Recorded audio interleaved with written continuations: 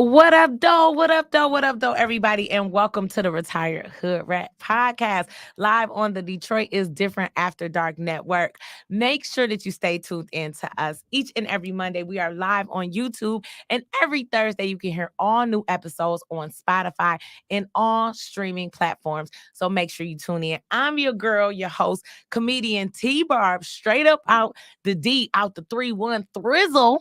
And today we have our first ever Mental Health Matters Monday. I am so excited about that and to be able to produce that. So, Mental Health Monday, we're gonna hold on. Let me see. I was listening. That's how you know I'm retired because I'm trying. Okay, I don't know what's going on with my sound effects, but sooner or later, oh, here we go. Boom, I can do it now.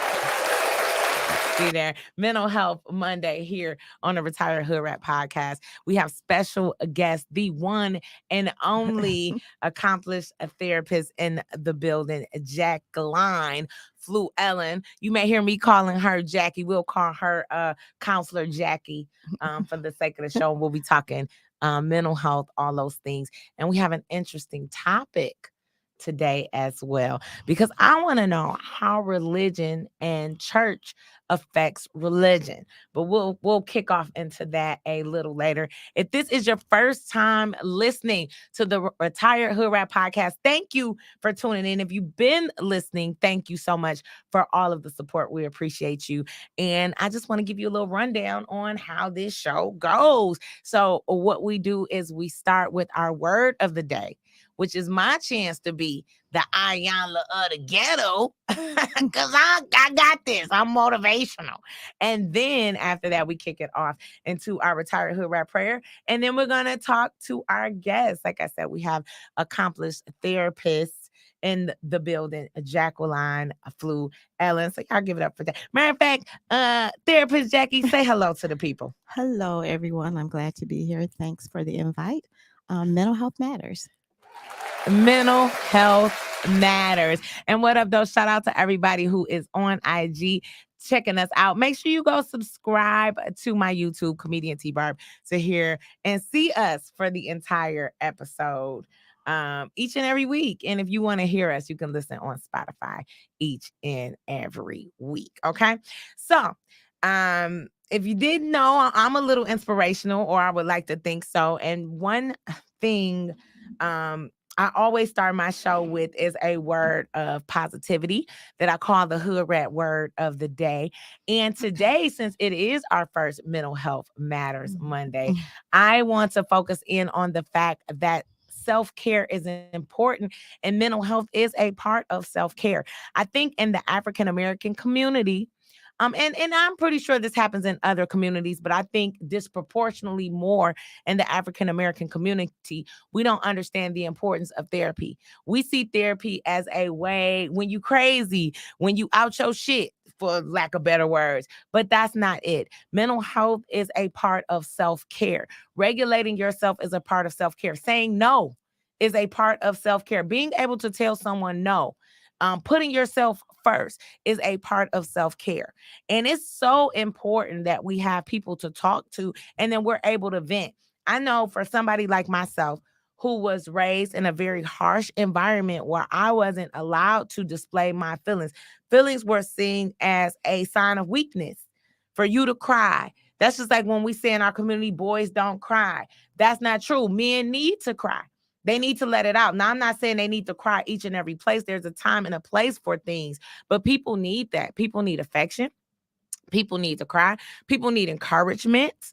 And I think that that's something that we fooled ourselves that we don't need. We don't need encouragement. We don't need to cry. We don't need to talk. And the truth of the matter is we need those things. We need to be able to talk. We need to be able to cry. We need to be able to address our mental health. If we're not feeling a way, we need to be able to say to someone, hey, I'm feeling anxious. I'm feeling anxiety. I'm scared. I'm hurt. And to communicate those things. Because what happens is when we bottle those things out, that's why we in prison, in jail. That's why we fighting. That's why we can't get along. That's why we so angry. That's why we fooled ourselves that when someone tells you about their accomplishments, it's almost like people feel that that person is knocking them instead of just understanding that they're just talking about their accomplishments. That's because we lack self-esteem.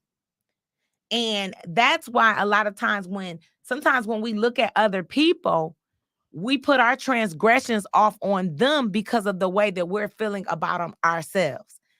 And what I mean by that is that's why you get that, she thinks she cute. Bitch, yes, I am cute. I'm cute as fuck. Ain't nothing wrong with that. You putting your transgressions of feeling like you're not as attractive as you want to be off on me. Somebody come in, yeah, I just got a new car. That car and shit. No, that's because you're feeling inadequate. And instead of being able to be honest and say, damn, that makes me feel inadequate so that I can do better, we'll act like, I ain't hating, I ain't doing that. Yes, you are.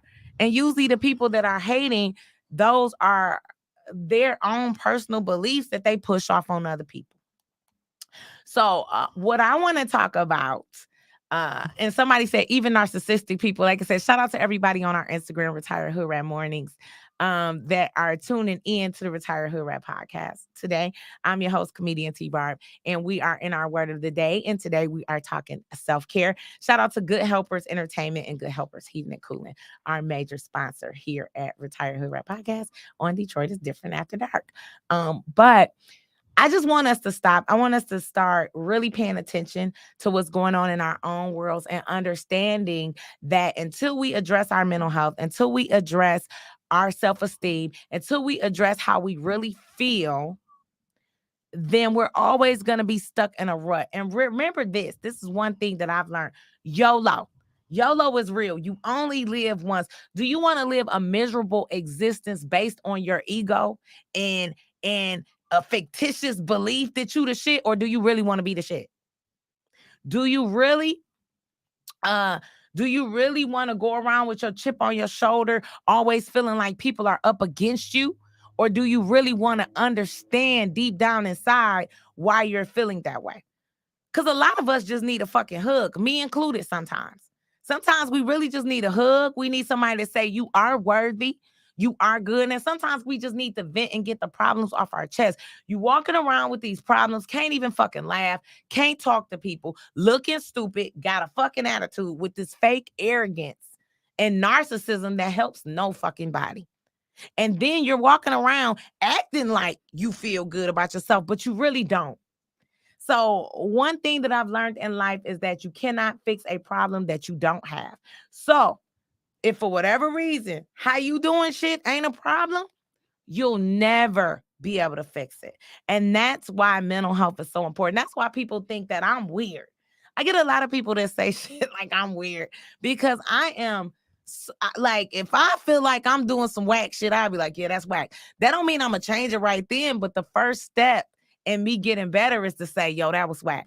I have to understand that I don't know how to have a positive relationship with a man. I'm not saying I can't, but what I'm saying is based on my previous relationships, shit, it ain't been going good. I was raised, my mom used to beat my her boyfriend up. And, these are all things that I have to come to terms with myself to be a better person. This morning I got up and a lot of people know I pride myself on my son, but I don't feel like lately I've been the best mother that I can be for me personally. But you know what? I had to recognize that. So guess what? I got up early today. I took my son to school. I went back to making him breakfast like I used to do. And we listened to positive music the whole way. Because I've been listening to Babyface Ray. We've been selling dope on the way to school. Is that really helping him? You know what I mean? Like, or do I need to play something that uplifts him? Do I need to say, you know what, T? Maybe you don't need to be ghetto to afternoon and pour into your son this morning. Maybe you need to put your phone down and get your ass off Instagram and Facebook looking at what they doing and pour into your son this morning. But if I'm not woman enough to admit that, hey, I'm on the goddamn Instagram and the Facebook, I'm more concerned about them than my son, then I can't do better. But what if I let my ego get in the way and say, you know what, you a damn good mother. Yes, I am a good mother, but could I be better? Hell yeah. So I'm not going to sugarcoat it. I'm not going to make it seem no way. It is what it is. If I go out and I get too drunk, I get too drunk. But the first part of self care and fixing a problem is to admit that you have it. And then it's next. Sometimes we try to be reactive instead of being preventative, meaning that sometimes you need a therapist before you beat somebody ass. Excuse my language. Sometimes you need a therapist before you go to work and choke everybody. Sometimes you need a therapist before you go home to your husband or wife or flip out on them or take it out on them. So sometimes we have to understand that being preventive, that's like you brush your teeth to keep from losing them. Don't start brushing your teeth once they wiggling and falling out. You need to be preventative. So that is the hood red word of the day from Yo Ayanla the Ghetto. I'm Detroit's Ayanla. Somebody call Oprah and let them know who I am. Don't forget, you are tuned into the Retired Hood Rat Podcast live on Detroit is different after dark, even though we in the morning. It's after dark because I be cussing sometimes. Make sure you go subscribe to my YouTube channel, which is Comedian T-Barb, if you want to see the full show today. And don't forget, every Thursday on Spotify, it is Mental Health Mondays. And we have a special guest in the building. And of course, our guest today is renowned mental health therapist, Jacqueline Flewellyn.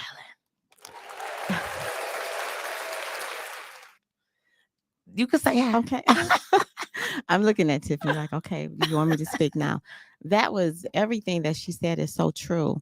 And we do have to recognize, and sometimes we don't even really know that we have issues, and therefore we can't address them.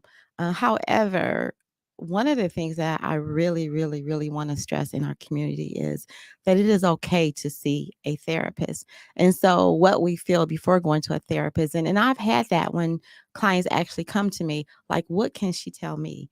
Who is she? She's just another person. I'm not there to tell you what to do. I am there to show you your different options and to help you to recognize that there is a problem. And we will work on the treatment plan together. I am one of those therapists that are I'm very transparent regarding my own trauma. And it helps in the session that your client knows that you are no different than them. The only difference is that you've educated yourself, you've studied different theories, you know how to create a treatment plan. But what's most important, I want my clients to trust me, to know and believe that I care about them. So within the community, there's so many different stereotypes when a person says that they're seeing a therapist, when actually it's confidential. Everything you talk about with your therapist is very confidential. But we have a tendency to believe that if a person is seeing a therapist means that they're crazy. I don't even like the word crazy. It doesn't mean that. It just means that you need to speak to someone that will not judge you based on who you are or what you're talking about.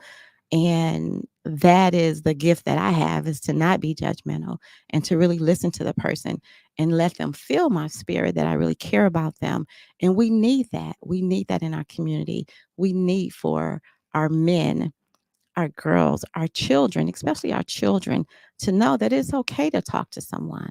It's okay for someone to listen. And sometimes I talk a lot in the session, and I'll tell my client that I talk too much, and they'll say, go ahead. No, we love hearing you. Because the bottom line, the main objective to therapy is to create a treatment plan to help this person get to another level and to deal with all of the trauma, the mental illness, the disabilities, whatever it is that they're dealing with. We want to address those things to make them feel comfortable. Okay, so great introduction into therapy by our special guest. But let's start with this. Okay, Jacqueline Flewellyn, let the guests know a little bit about who you are and how did you get started in therapy? Okay. Tiffany has introduced me, Jacqueline Flewellyn, and how I actually got started in therapy. I always, as a child, I can remember either wanting to go into accounting or to become a psychiatrist. So I've worked in different fields throughout my life. But one that I remember that helped me to make the transition is I was a foster care specialist. And what I realized, and I'm not saying that things have not changed, and it could just have been, my supervision. I don't know. But what I realized was that the treatment plan, the parenting treatment plan was basically the same for everyone. And I had a client that had some mental health issues that had not been diagnosed. And this person was not able to follow the treatment plan because of the mental illness. And because I didn't have a background in mental illness, I didn't really know how to help her. And at that point, I realized that I wanted to educate myself on mental health. And so I went back to school, got my master's in mental health counseling. Even though I made the transition to another field in the state, that was how I got started with really, really having an interest in mental health. It was actually to help a parent whose children were in foster care. Mm. So you started off as a foster care worker, and that's so interesting, Mhm. because we both have backgrounds in social work, Mhm. as adult protective specialists, and we also have a home help agency that we'll let people know about later, loving in our purpose. So mental health for you. Let me ask you this. Growing up, you're from Detroit, correct? Mhm. Yes. East side. Yes. East What side. part of the east side? Because this Detroit is different. I'm known for being only in Detroit. Where you representing, Jackie? The Bewick Mac area. And so when you say that, then everyone knows that east side area, the Bewick Mac area. So I want to let people know that, because first off, I think that it's this illusion that it's this upper echelon, but you came straight from the hood. If you are from Detroit, first off, if you're not from Detroit, welcome to Detroit, because this show is on Detroit is different. And Mac and Bewick, first off, it's on the east side. Yeah, So it was that area. Yep, it was that area. Yes. one of my homeboys said, I don't give a damn what city you in. On the east side, you know what time it is. So Mac and Bewick is the capital of the east side, Yes. is what I would say. And so it's not a nice area. So growing up, was mental health ever discussed in your household? No, no. There was a lot of things that were not discussed. It's because our parents didn't know. And kids were either got the beatings, the spankings, whatever. It was no time out. It was none of that. And actually, all kids were not bad. Kids were had some mental health challenges that were not addressed, in the school system. The kids were either diagnosed with ADHD or they're just bad, and never addressing trauma, the trauma that kids go through growing up, never addressing like whether or not this child is eating at home. Is this child being left alone? Is this child being molested? Just so many things, so many dynamics in the family, within the family household, that wasn't addressed in our communities. That should have been. It should have been. Every time a child does something that is quote unquote not normal, they're being called bad, mischievous, all of those things, when actually there could just be some mental challenges that need to be addressed. Now, you touched on something. You said that's not normal. And we hear the word normal so much Mhm. that from a mental health standpoint, or really from a personal standpoint, Mhm. what is normal? Because I come to find out that what some people think is odd or weird Mhm. is not odd and weird to others. So how does that play of people Mhm. feeling normal really Mhm. affect our mental health? To me, it's judging people when you compare them to being normal. Because what is normal? Because what's normal for me may not be normal for you. What's normal for you may not be normal for me. So when you start comparing a person's behavior to normal, then what you're actually doing is judging them. So Mm. we have to stop being so judgmental and say that is not normal. Because what book are we going by?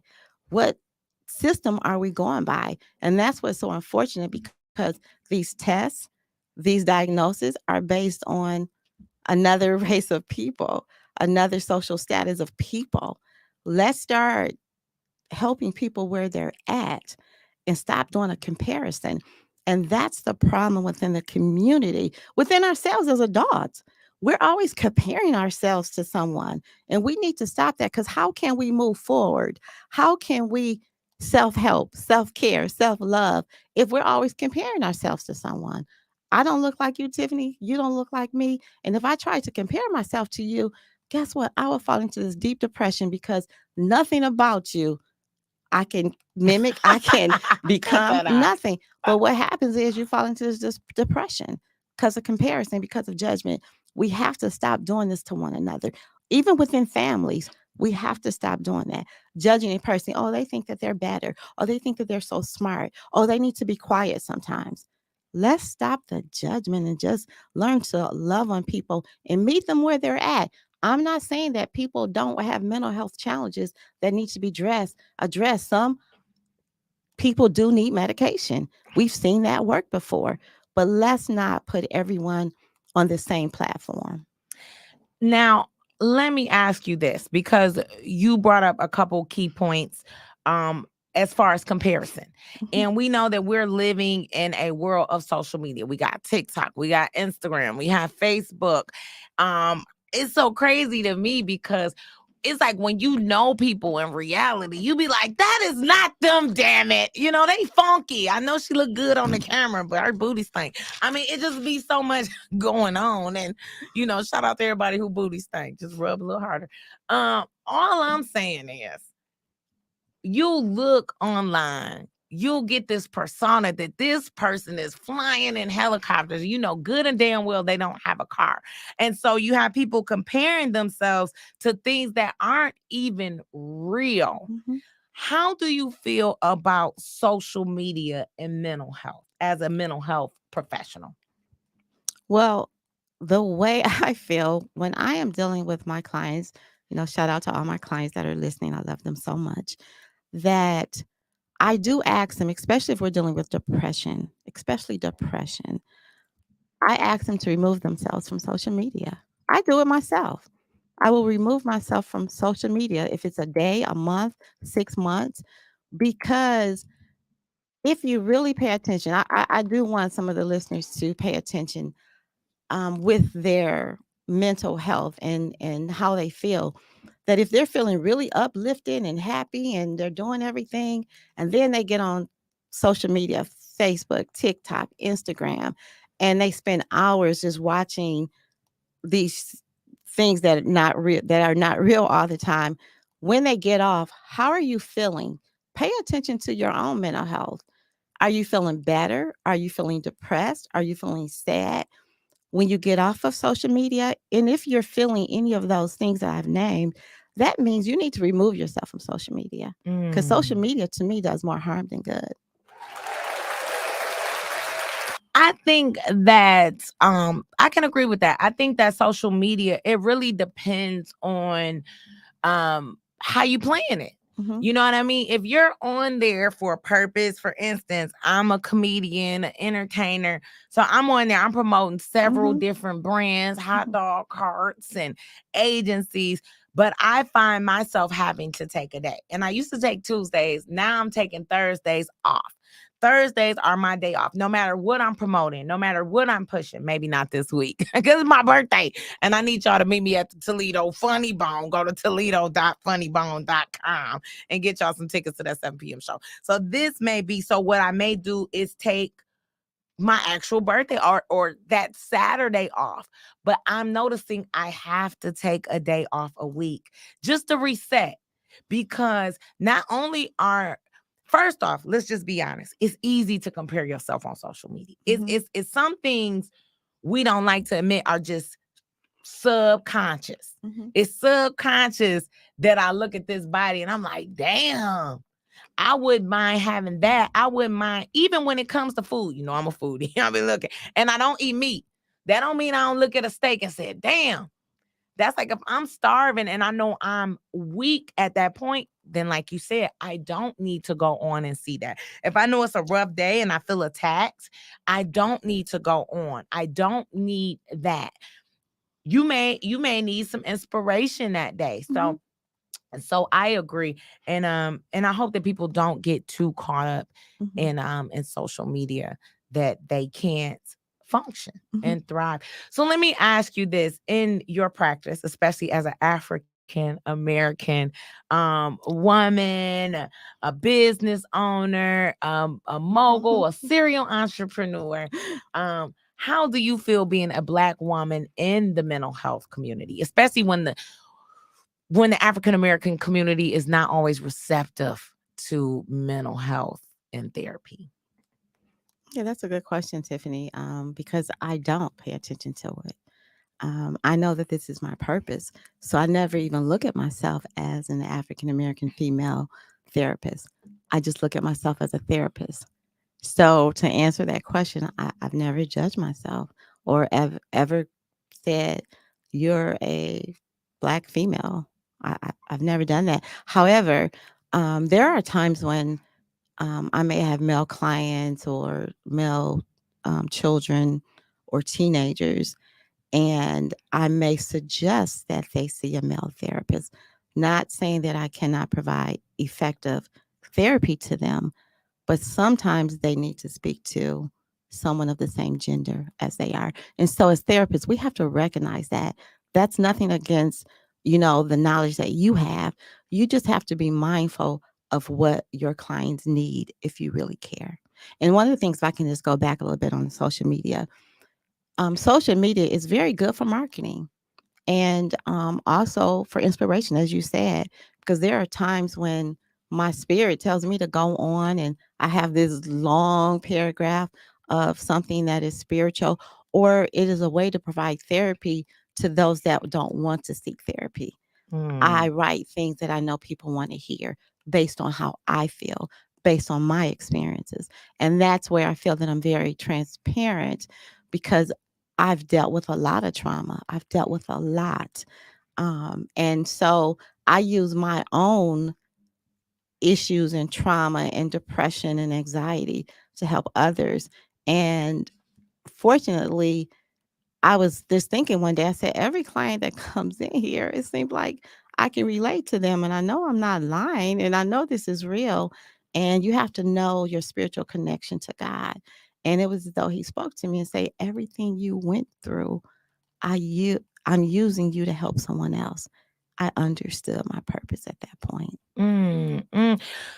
So, because I will agree, I think that there are so many careers that are not for financial gain. And what Hmm. I mean by that is like when we were social workers, we were protective services worker. That's not a job that you really out doing for financial gain. That's where kids get removed for the wrong reason. That's where kids don't get placed in the right home because it's the type of job you really have to come in with the altruistic, it has to be from the heart. And I believe therapy, to be a therapist because you're taking on so many problems. So let me ask you this.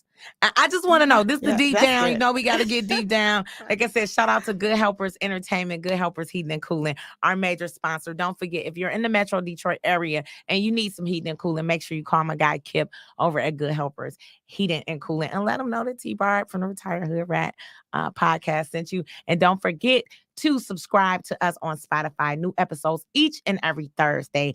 Detroit is different. Retired Hood Rat podcast. Make sure you subscribe. And if you're watching us on YouTube, shout out to Danny Redwine who says, if we were all the same, no, she said it would be boring if we were all the same. Make sure you guys comment, like, share all that. If you're on YouTube, I can see your comments. So make sure that you're kicking it with us live. And if you have any questions for therapist Jackie, Mhm. let us know. You got any questions for me? Let us know. So being a therapist, it involves taking on everyone else's problems. How important is it for you as a therapist to know your boundaries and to also make sure that you take care of your own mental health? Wonderful questions, Tiffany. Wonderful questions. Well, I have several people that I talk to, as well as a therapist that I speak with. Friends are very important. Friends that listen, friends that care, Mm-hmm. not friends that when you're trying to um, talk about how you're feeling, they take over and start talking about how they feel. Or I don't feel like hearing that. You have to know your surroundings. You have to know the people that you talk to, that they care about you. So my family, I may call any member of my family and just talk. I was talking to my sister the other day, and I was like, let me stop. I was telling her how I love mental health and how I really want to help in the community. And I just went from one subject to another subject, but it was all about mental health. And I'm sure she had 1,000 other things to do. However, she listened. Tiffany, as you and I, the relationship that we have, Mhm. that I talk to you. As I said, I talk to a therapist. And then I also know when I have to take a break. When I have to take a break, and I may take a week off or 2 weeks off. Um, I've taken, the passing of my mother November 1st. I took maybe almost 2 months off. So you have to, as a therapist, you have to know when you've had enough as well Mhm. and not be afraid to say that I'm overwhelmed. And everyone knows that know me that when I'm feeling overwhelmed or dealing with a little depression or a lot of depression myself, I take a walk. I love the water. I'll sit by the water for hours and hours. And that is my therapy. So, as you said, boundaries, I had to set boundaries because I'm still open because I don't think mental health ends at 5 o'clock. So, if my clients are dealing with some trauma, text me, text me because it's my purpose. I think when you're walking in your purpose, you don't get overly whelmed where you can't do this anymore. Yeah. So because I think that a lot of times, as givers, and I think that this is really important mental health tip for people that are givers, is to make sure that you have your own outlet, because there are some of us that are acting as mental health therapists even though we're not professional therapist as yourself. So even when it comes to being the person that absorbs everybody else drama or trauma or listening to everybody else, I think it's important that you have people that you can share with as well. Mhm. Because people don't get, you could share and share and share and beat somebody down to the point where now you wondering why they don't answer the phone anymore. Well, you beat them down and you didn't allow them the opportunity to share what they had going on with you. Mhm. So let me ask you this. Do you have any daily mental health tips that you suggest for people just in general to keep their minds clear, especially with we got corona, we have issues with our kids. We're having financial issues. It's a whole war going on.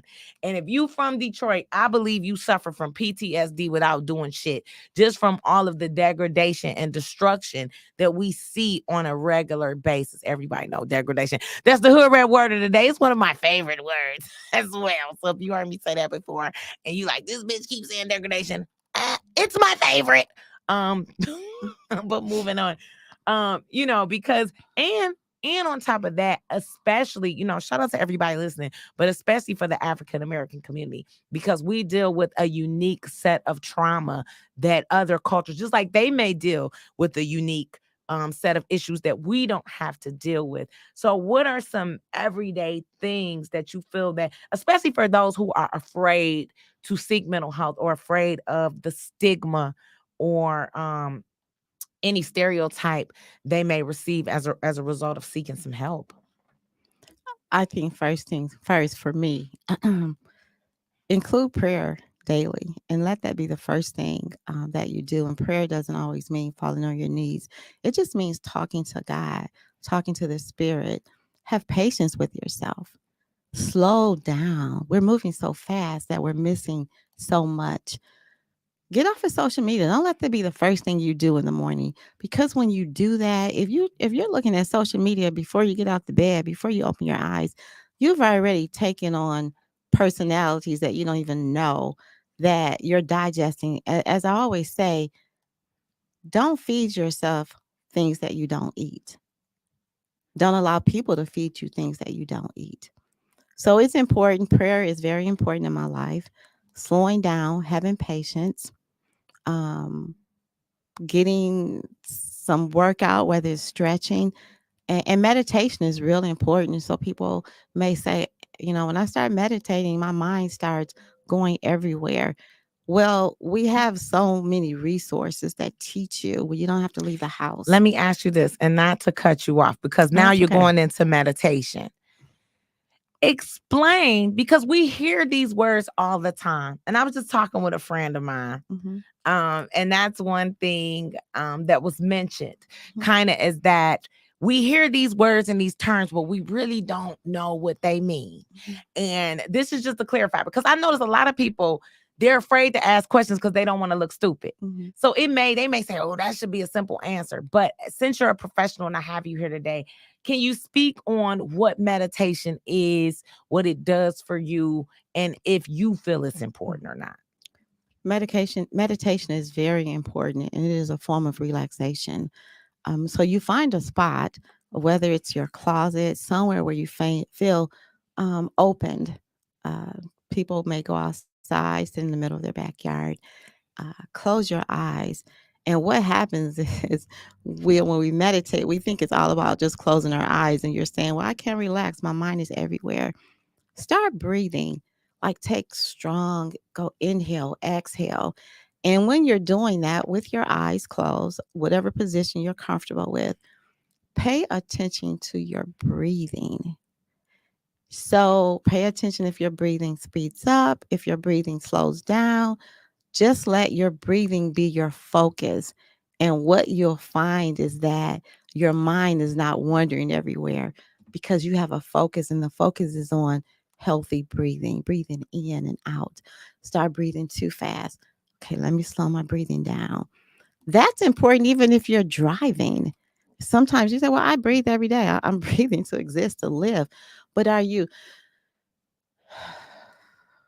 breathing to relax? There is a difference. Practice that. Or conscious breathing too, because Mhm. I read a pamphlet about that. And intentional is a word Intentional. that they use, not intentional, just being intentional. And I think that we're so busy on autopilot, like you're saying, we're breathing to live, but you never think about the how important that breath is to you. Mhm. You cannot live or even be alive without breath. Mhm. And I think a lot of people don't understand the importance of that. Mhm. You think about your heart, you think about working out, you think about your muscles, but do you understand without oxygen, nothing is here? So that's how important the breath is. So that's that's how I'm a I don't know. I was about to say I'm a monk or something. I'm woke. I'm floating around. And you are tuned into the Retired Hoodrat podcast. Don't forget, I'm your host, comedian T Barb. Make sure you follow me on all platforms on TikTok, comedian TBARB. If you're on the gram, I am T Barb. If you're on Facebook, comedian T Barb. And make sure that you subscribe, click, and like the YouTube. Don't forget, each and every Monday, Detroit is different after dark. You can catch us in the morning, and each and every Thursday, you can hear this same episode in audio form on Spotify and on platforms. Shout out to T Swa, my girl T Swa, who will be coming up on the show soon. Very accomplished businesswoman, rapper, all that. So make sure you support her and like, comment, share. Don't just be quiet. We're here to listen to you. And we have our special guest in the building, the one and only Jacqueline Flewellyn, who we are honored to have here today. And we've been talking a lot, and I actually have a topic, believe it or not, that is focused around mental health. This is our first Mental Health Monday. We have a variety of guests. So if you want to hear some of our previous episodes, we've had Swifty McVeigh, Kamal Hassan. You've seen them all over Tubi. Alfonso Settles, we didn't had everybody up in this joint. So make sure you go check out DJ Steady Rock. Make sure you go check out some previous episodes and catch who T Barb has had on the show. But I have a topic. And I know that in today's world, especially in Detroit, so Detroit is one of them places that are known for having liquor stores and churches, liquor stores and beauty supplies on the rise, not in nail shops. But the main thing have been liquor store and churches. If you ride down any damn street, it's a liquor store and the churches. And I ain't talking about chicken either. I'm talking about hallelujah. It's a storefront. It's a big one. It's a small one. Hell, I'm surprised they don't have mobile churches yet. I'm pretty sure somebody gonna start that idea after I said that it's gonna be a church bus instead of a party bus. And so with that being said, we know that there's a difference between spirituality and religion.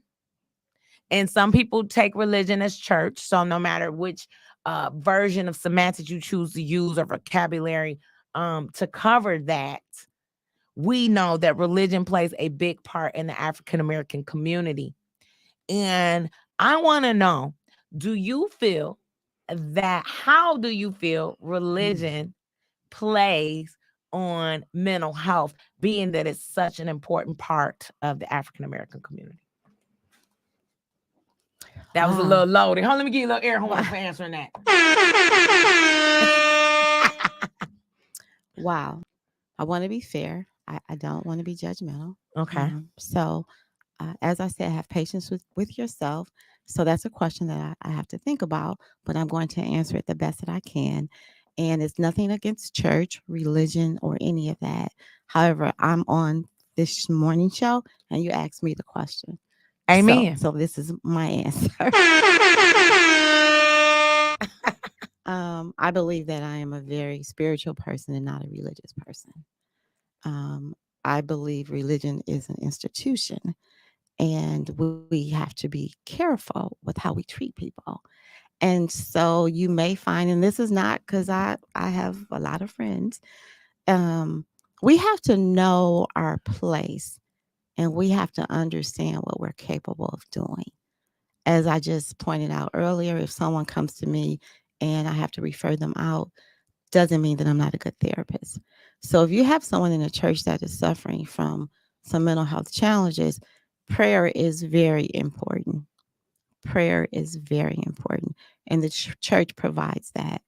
Praying over people, laying hands on people. I'm a believer in that of that. However, sometimes you have to refer people to therapists. And I believe it's in the Bible that for them to seek counseling. Sometimes you have to refer them to outside sources to help them deal with their issues, because you also have people that are suffering with mental health issues that are in the church that are afraid to approach the pastor, the bishop, the first lady, the evangelist, because they're afraid of being judged. So we have to be real careful with that. So I may not be answering the question. However, I do believe within the church, they have to know their boundaries as well. They have to know if they really want to help the people. Because can I just touch on one more thing? No, you can touch on as much as you want. Unfortunately, in the LGBTQ community, they are ostracized in the church. So they're afraid to go to church. They're afraid to ask for prayer because of being judged. So they hide who they are because we're fast to pull out scripture regarding that group of people, but we're not pulling out scripture when it pertains to someone being hateful in leadership, being judgmental in leadership, being cliquish in leadership, not being loving in leadership. So don't just pull this out to make a person feel worse or feel bad or not embrace who they are. So that's why therapy outside the church is excellent, because you have people that are in the church that are dealing with sexual issues that are afraid of being judged. So they keep it in themselves, never discussing it. Then they fall into this deep depression, and now you have suicide. The suicide rate within the Black community is higher than in the white community. It just isn't talked about. I think that that's one of the issues that kind of gets to me, is the fact that we don't talk about it. And from my perspective, as far as because once again, I'm a believer that there are no right or wrong answers. And I really believe that whatever you think is true is what it is. But from my perspective, with respect to church, being a person that wasn't necessarily raised in a church background, if you know me, you know me. If you don't, you'll know that my parents met fresh out of prison. I was raised by dolphins, and that's just the way I was raised. And not to say it like that, I'm not even referring to my parents per se. My whole community, the people that I call auntie and uncles, we knew had some type of issue, and they did what they could do. And I'm thankful now for the way that I was raised. But I wasn't raised off scripture. I was raised to look at the Bible as a scholastic text, right? But I got baptized myself maybe about 7 years ago, just on my own. And it's recent, about 7, 8 years ago. I went and got baptized. I had joined the church at that time, and I started to seek out religion for myself. And that's when I started to see what I liked and what I didn't like. And I think that, especially being a sociology major, my undergrad, I have a double major, criminal justice and sociology. What better way to be a better criminal? But that's another story. We talk about that later, is to get a whole degree in it. But point being, I remember in some of my international or world religion classes, them talking about religion being a form of social control. Okay, meaning that a lot of religious texts were initially designed to tell you what to do. Now, I'm not saying that what they're telling you to do is right or wrong. What I'm telling you is that that's what a lot of it was designed to teach you how to guide your life. A lot of it was meant to make people subservient. Like, for instance, with slavery, religion was used to keep slaves from uprising, to keep slaves, to make slaves behave, and to give people hope. Because it's sad, but if you think about it, the reason that's why it's all take me to the king, I want to die, because at that time, that was their only way out, was to die. And that was what they had to look forward to. Let me be obedient so when I die, I can go to a better place, because I'm living in hell on earth right now. And the reason I say that is because if you think that being a fucking slave is not hell on earth, something is wrong with you. And I don't have to be a slave to know that. I don't have to know that being physically abused and made to do work for somebody else without me having any financial gain is hell. And there are texts in the Bible that have been removed, and you can research this on your own, that indicate that some people felt that heaven and hell was right here where we're at. And I think that people have such a hard time with thinking about, once you die, it might just be over. And when I say that, we know scientifically energy never dies. So I don't mean that's it. And honestly, I don't want to seem like a weirdo, but I can feel spirits around me at times. I know that my ancestors and my parents, my father is on my ass. He is constantly 717 me to death. And my father's birthday was 717. He died on his birthday and had my brother, his only son, on the same day. That's how important the number is to me. And I see it. I wake up at that time. I go to sleep at that time. I look at the clock at that time. I'm behind the license plate that says it. So I know he's just letting me know I'm rocking with you. But I think that it's a falsity for people to be like, I'm going to heaven. A lot of people, if there is a heaven and hell, and I live my life as a good person, because that's what makes me feel good in hell. Why take the chance and being a bad person if when I die, I do want to go to the king or wherever I'm supposed to go. But I'm also realistic with the possibility that when I die, I may just be a ball of energy floating around, and that it's human nature to have to know what's going to happen. We just can't take walking in that moment. We have to know. That's why as people get older, they say, it's a countdown, but I just know somebody 20 that's dead now. They wasn't thinking countdown. That's our mind feeling like we have to control the narrative. And then with these pastors, everybody ain't God sent. Some people is man-made and they trying to get over on you, period, point, fucking blank. That's like when you was dating this girl or this guy, you thought they was all that. Then 3 months later, you like, this person is a loser that is conning me. That's because you wanted to believe that. And I think that a lot of pastors and churches take advantage of that and use it for their own personal financial gain. And I believe that the Bible was man-made. It was man-written. So that's not to say that God didn't, because the Bible is it's the greatest book ever written. So it's something spiritual or special about it. But a man still wrote it.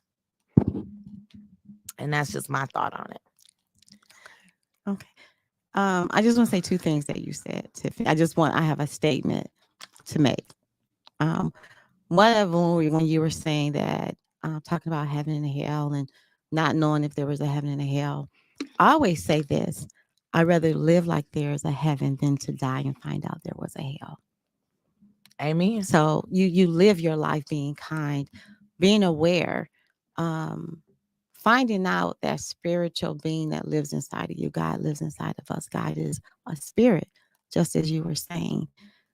We have to, we're not perfect. We're not perfect at all. But we have to stop straddling the fence of using religion when it benefits us. And then we're hateful when it doesn't. Sorry, little ghetto air horn. Yeah, I we was have to be feeling that. careful with that.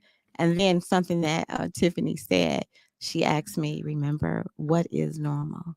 Well, what I want Tiffany to stop saying is she's a weirdo. Because what is weird? Who is she comparing herself to? I think she's a beautiful, intelligent person. They don't know I That think I'm a right. weirdo, Jackie. I mean, she said it like 3 times, I think, on this podcast. Oh, Yeah, she said it like 3 times. Like, okay, what does that look like? And that is what, when we speak words, no matter what the words are, what does that look like to you? So we have to be mindful of everything that we say. You know, she's very positive. So we have to be very mindful of everything that we say. And if we don't have a person there to address our issues or some of our concerns, talk to God, talk to yourself. Like, oh God, you know, the weight thing with women, I really want to lose weight. Well, what does that look like to you? What does that look like, you losing weight? And not looking at the final, like, I'm in a size 6 now, but what does food look like to you? What does candy look like to you? What does ice cream look like? Look at these things and you say, oh, ice cream looks like fat, like a whole thing of fat, like a sugar. When you see it that way, then maybe you'll stop eating the ice cream. mm. That I think that's a deep and interesting concept that I've never even thought of. And let me say this, because I get this flack from my lawyer now as well. It is something that I'm working on as far as the self defecation, if Mhm. that's what people want to call it. But those are habits that I appreciate the people around me for bringing out. And that's what I mean by not letting your ego take first place. Meaning that if there's something that I can do better, I expect those around me to let me know. Not to dog me, not to make me feel like I ain't shit, not to, you know what I mean? Not to belittle me, but to say, you know what?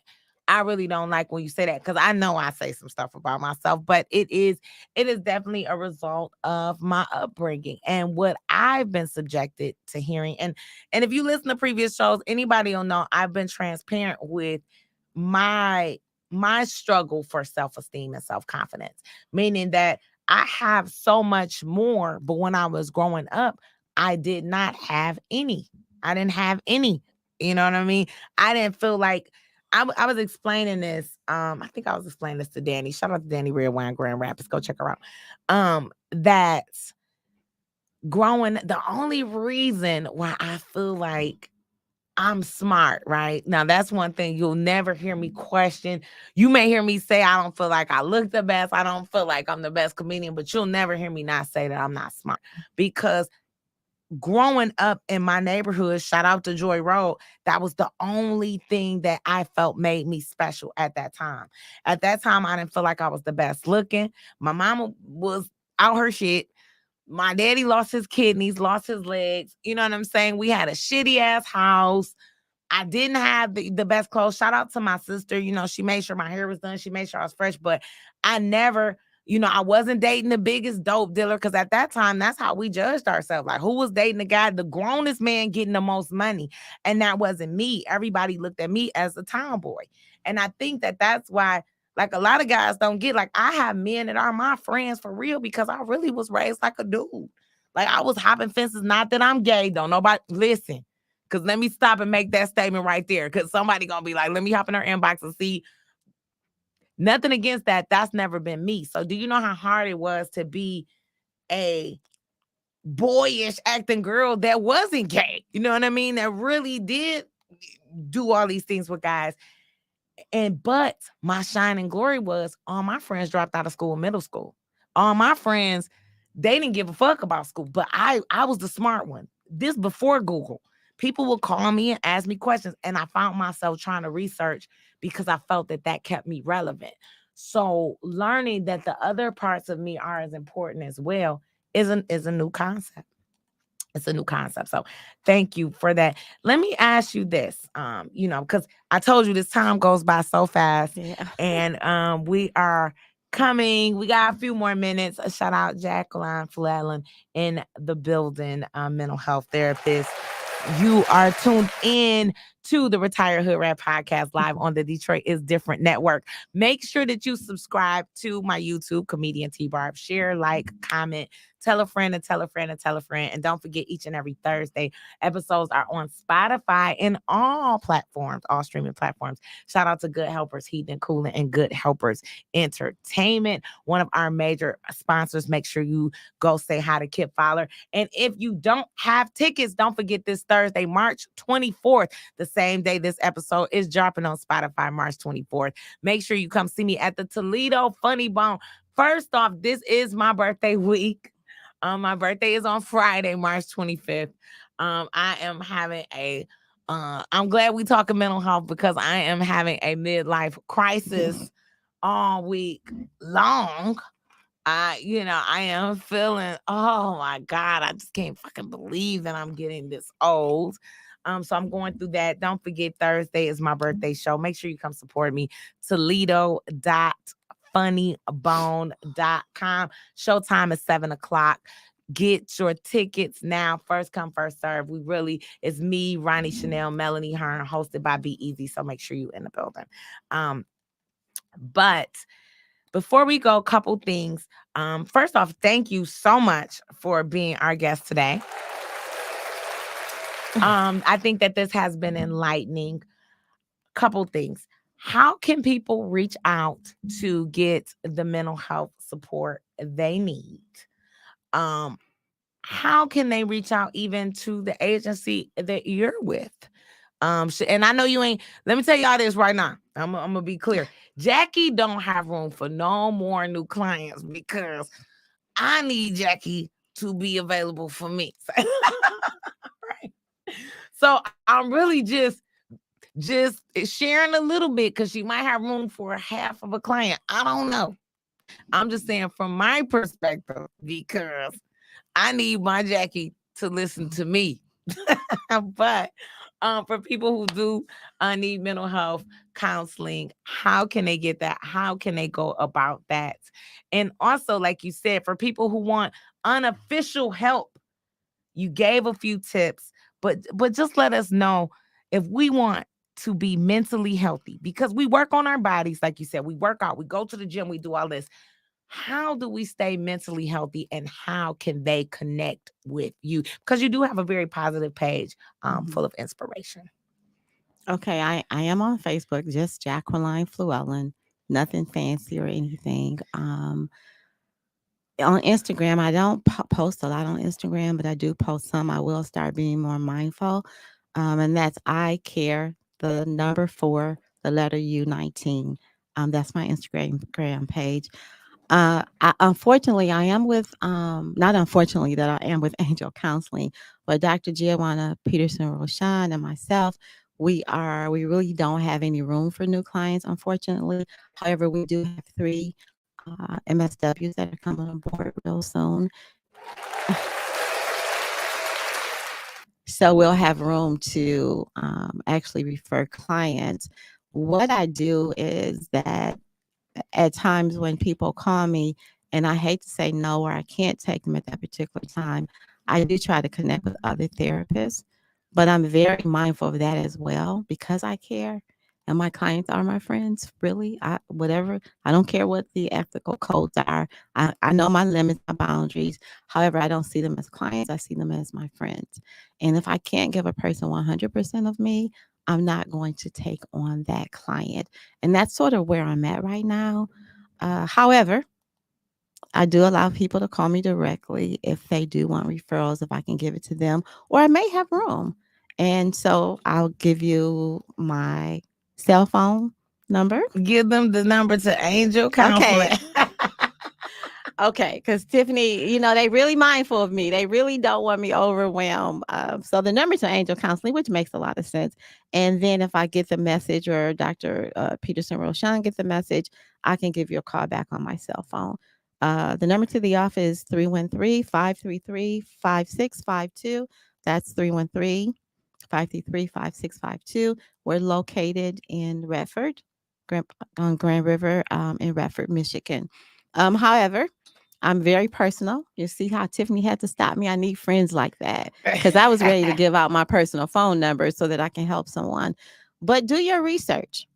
Do your research. And if you have friends that's why it's important sometimes to tell people that you're seeing a therapist, because that person might need a therapist. So we do a lot of referring as well. Okay, just normalizing the fact that you may need therapy. And also, just as a final plug, so Jackie and I have a home help business in the Metro Detroit area called Loving in Our Purpose. It is a Medicaid based business, even though we take private pay as well, where we provide home help services for people, including bathing, grooming, transporting, transferring, pharmacy runs, shopping runs, and laundry, minor housekeeping and things around your home that will be free to you if you have Medicaid and you have a medical need where you need that assistance in the home. You can always call us at 1-800-975-5812. Once again, that's Loving in Our Purpose Home Help Agency. We are servicing Oakland, St. Clair, Washtenaw, Wayne counties, I think Lapeer counties, and all counties surrounding Wayne County. So make sure you give us a call, 1-800-975-5812 for Loving in Our Purpose. As you can see, it's ran by two retired social workers and one retired hood rat who pretty much has it together. Thank you so much, Jackie, for coming on the show today. Thank you for having me, Tiffany. I've really enjoyed myself, and hopefully, prayerfully, we've helped someone. And I just want to say that what I said in the beginning, mental health matters. Mental health matters on our first Mental Health Monday. Once again, I'm comedian T-Barb. Make sure you follow me on all platforms. #TBARB, TikTok, comedian T-Barb. I am T-Barb on Instagram, or Retired Hood Rat Mornings, or Delicious_Dogs, or The Hood Rat Kitchen. You can follow me on any of those platforms. I have 5 pages for all of my different businesses. I just want to thank everybody for tuning in. Don't forget, each and every Monday, you can watch us live, and every Thursday, you can hear all the episodes on Spotify, Google Play, Apple App Store, and all platforms where podcasts can be heard. You can also hear our previous episodes. And until next time, everybody, god damn it, the world, I'm T-Barb, and I'm out this Mitch. Give me a little applause. Hold on, give me some air horns. Because if you didn't know, I'm hosting and engineering this shit too. See y'all next week.